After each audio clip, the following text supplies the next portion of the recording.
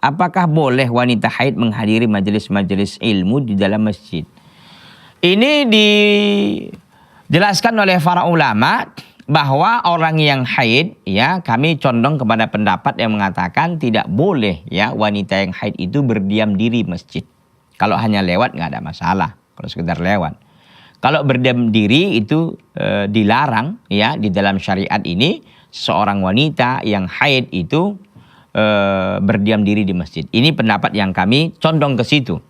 Makanya kalau ada wanita yang ingin hadir di majelis-majelis ilmu, kalau itu dilakukan di masjid, ada daurah, ada ceramah, ada kajian di masjid, maka boleh dia datang, tapi jangan masuk masjid.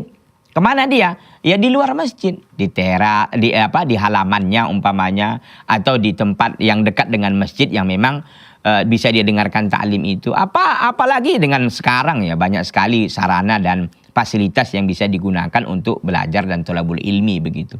Jadi sangat banyak jalan dan kesempatan untuk dia bisa menuntut ilmu. Jadi kami condong kepada pendapat yang mengatakan tidak bolehnya wanita haid masuk ke dalam masjid dan menetap di masjid walaupun untuk mendengarkan majelis-majelis ilmu.